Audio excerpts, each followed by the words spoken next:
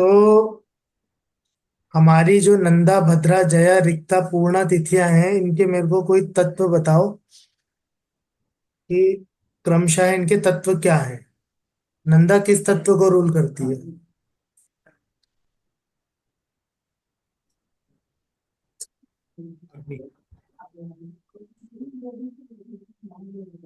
नहीं पता। भद्रा किसको रूल करती है? पृथ्वी तत्व। जया?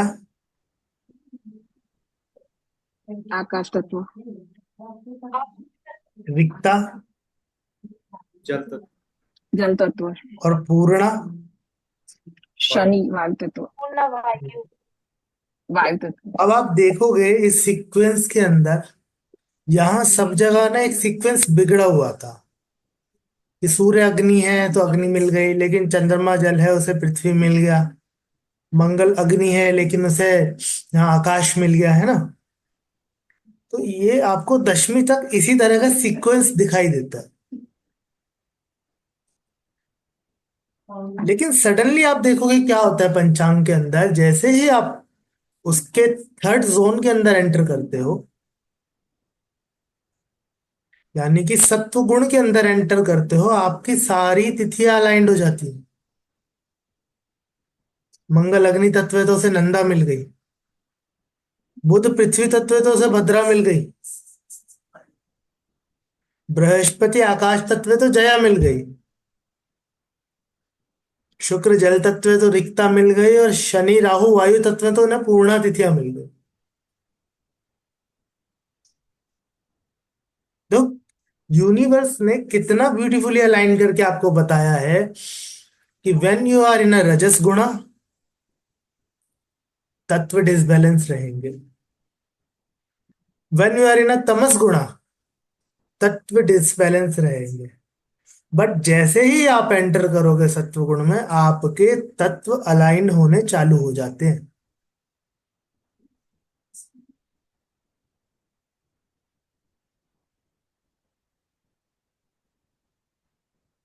और इन तत्वों के अलाइन होने से आपका स्पिरिचुअल लेवल बढ़ना स्टार्ट होता है। क्योंकि अगेन फर्स्ट क्लास में जो हमने बात की थी कि किसी की भी चार्ट को अपलिफ्ट करते हैं पांच तत्व, और वो पांच तत्व के असेंशियल पांच मेन महापुरुष योग हैं, जिन्हें हम पंच महापुरुष योग कहते हैं।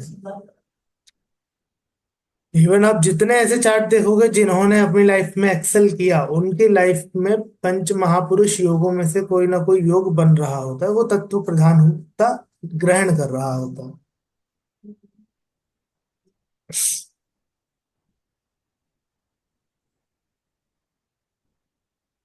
बात करते हैं एकादशी तिथि से।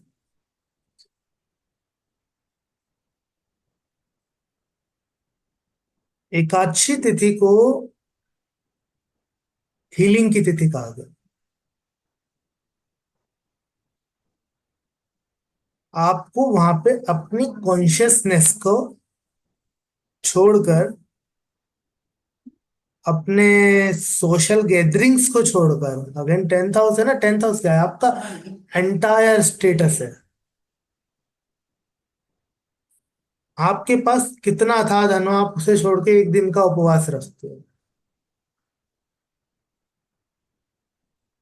तो एकादशी में उपवास, उपवास तो आप किसी भी तिथि का रख सकते हो, बट एकादशी को इतना इंपॉर्टेंट क्यों कहा गया?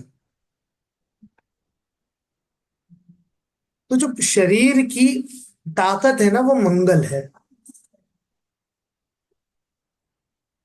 मंगल काल पुरुष की कुंडली में लगन का स्वामी बनता है। इस शरीर में बल का कारक मंगल है। इसीलिए महर्षि पराशर ने जब कारक पढ़ाए, तब उन्होंने कहा कुजा सत, सत्व प्रदाय कहा। वो सत्व का कारक है। वो आपके शरीर के अंदर जो पुरुषार्थ है, पुरुषार्थ का अर्थ केवल पुरुष से नहीं है। पुरुषार्थ मतलब वो कुछ भी कर पाने का साहस,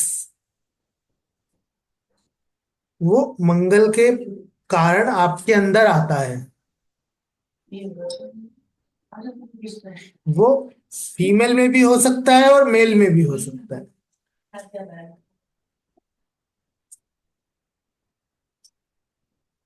तो यहाँ अग्नि इतनी प्रधान है कि अग्नि को कंट्रोल करने के लिए ऋषि ने कहा कि इस दिन फास्टिंग करो, एकादशी का व्रत रखो। अगेन देखो, देवी यहाँ पे है नील पताका, इनकी फुल बॉडी ब्लू कलर की है।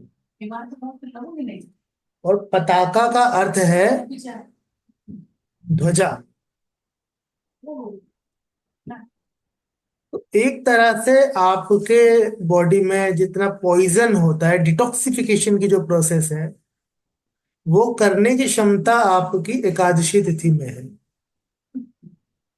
और अगेन ये एसोसिएट होती है आपके 11th हाउस से।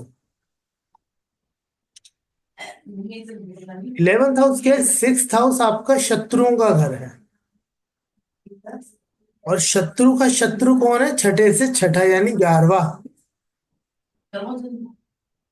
इसलिए जैमिनी सूत्र में महर्षि कहते हैं तनो तनय दंड हरा, कि जो छठा घर है वो तो दंड देता है केवल, लेकिन 11वां घर तो आपको हर ही लेता है।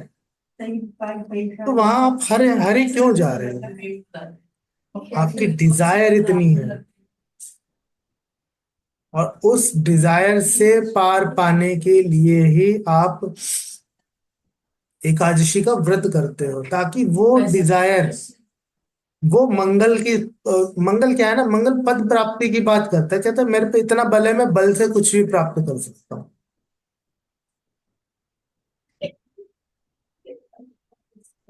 तब वहां पे उन्होंने अपने, अब देखो शरीर में जब आप भोजन करोगे तभी बलवान होगा वो।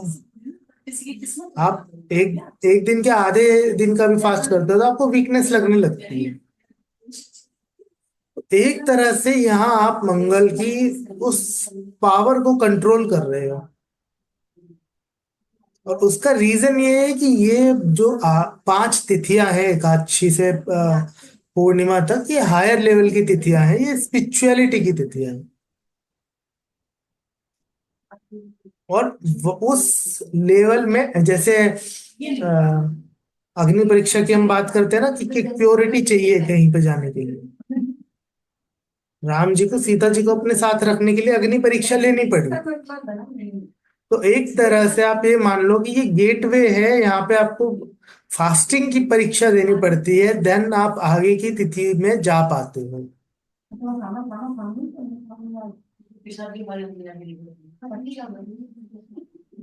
अब एकादशी तिथि बहुत अच्छी है हीलिंग करवाने के लिए। एकादशी तिथि जिस भी दिन फॉल करेगी, इसीलिए इसे पर्टिकुलर किसी वार के साथ एसोसिएट नहीं किया गया, क्योंकि ये जिस दिन फॉल करेगी उस दिन आपको बेनिफिट देगी।